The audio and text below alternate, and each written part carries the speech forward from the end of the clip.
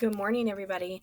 Hey, I apologize for not being able to record yesterday on the day before. The server that I used to record seems to not be working. So today is your big lesson, and then Friday, tomorrow, we'll do another lesson altogether. So our goal is to talk about author's point of view and perspective. And when we're talking about point of view, we're talking about an author's attitude towards a subject. So, in a nonfiction or informational text, the author's point of view, they can either write in a technique that is called subjective or a technique that's called objective. And objective point of view, if they're writing from this point of view and using it as a technique, they're just writing factual information. It doesn't have any opinion. It's not biased. They're not trying to tell you how they feel.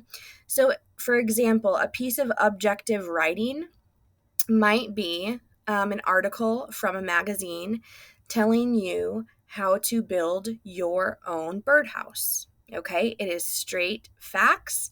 It won't have any opinion in it. Okay, another objective piece of writing would be in a textbook. A textbook could be an example of writing that if you're reading nonfiction writing. Okay.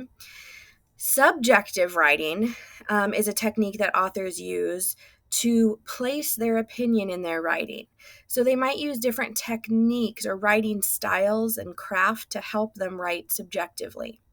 They might put in something called weighted words, and weighted words, I put a little brain with a little weightlifting champ. So weighted words get readers to agree with their opinion. It could also make you feel persuaded to feel a certain way. They could write in first person point of view. That's another strategy, okay, to write subjectively. So weighted words are just one technique that writers, use to sway our opinion. So a piece of writing that might show subjective point of view would be perhaps a cooking a cooking blog where they review some of the top 10 recipes, right? That is biased because not everyone's going to agree that those are the top 10 recipes. Another piece of subjective writing could be an author writing an opinion piece in the newspaper. Another one could probably be a book review, a positive book review, because other people might read the same book and then read this book review about it on Goodreads or something similar to that and say, oh, I didn't think that, right?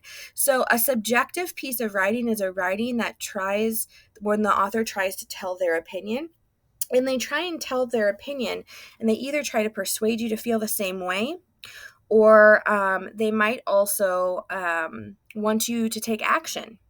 Okay. So, with that being said, I think of objective as cold and subjective as hot. That's why I put like blue for objective, kind of cold. It's just facts. There's nothing else with like warm or fuzzy feelings. Subjective has like the warm fuzzies. I don't know if you guys learned about cold pricklies and warm fuzzies and cold pricklies, right?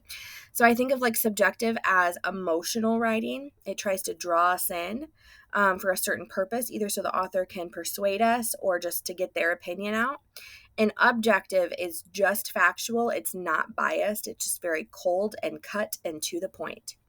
Okay, so when seventh graders discuss a character's point of view, sometimes the author writes subjectively, not so we hear their point of view, but so we understand the character's point of view. And in the last story we read, it was about Maurice and Laura and how Laura helped Maurice as a young boy coming from a struggling family home to be successful. So when we discuss a character's point of view, we need to identify their opinion, their perspective in life. We need to be able to provide text evidence that shows, how do I know how Maurice is feeling? How do I know how Laura is feeling? We need to be able to say, okay, what's the technique the writer is using to show subjective point of view in this case? So is there weighted words in the story A Simple Act? Is it because it's written in just third person or first person writing Did that make a difference? Is it an aha moment? Is it because the author puts a lot of again and agains? Like sometimes notice and note signposts can be a technique.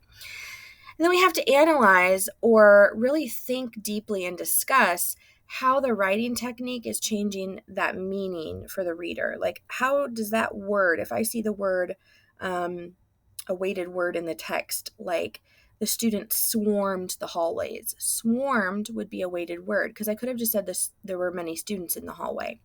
But instead, I'm trying to paint a picture that there are so many, even though we're not of a little hive of bees, there's so many students, they were swarming. So we need to think to ourselves, why did the author use the word swarm, right? If I were to give that as an example. And the reason in this case, if I were to give that example, is to paint a picture in your head of what, how busy the hallway really was, right? But sometimes you'll find words or styles, techniques of writing where the author writes subjectively, and the purpose is to persuade us to feel a certain way. So we are going to look into that today. This is kind of old, so we're not going to go to that. I'm going to go to Schoology. Okay, and what you guys need to do is, I'm not sure if my screen will transfer over in this video. I don't think it will when I switch over here. Yeah. Okay, so you're not going to be able to see my screen, but what you need to do today, using those notes that I just went over, you need to complete the practice worksheet. I put it on Schoology as a Google Doc, and that is your job for today, and we'll discuss it tomorrow. And tomorrow as a whole group, it'll be a longer lesson.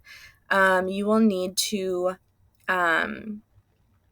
have already read Invisible Thread before class tomorrow. So you need to come to class tomorrow having watched this video, obviously, okay, completed the practice worksheet on Schoology. And the third thing is to just simply read through the story Invisible Thread, which I will post on Schoology as well, so you guys don't have to access Savvis digitally, because we talked about that being kind of a pain in the rear end. So those three things: watch the video, which you've already been watching, okay, complete the practice worksheet about weighted words, and read Invisible Thread. All right. Those three things are your job today, and I will check in with you via email. I will send this via email, so you have this done by class tomorrow at 8 a.m. We're still going to meet on Google Meets at 8 a.m. I will see you guys there. Thanks for being patient, and yeah, get this done. It won't take too long.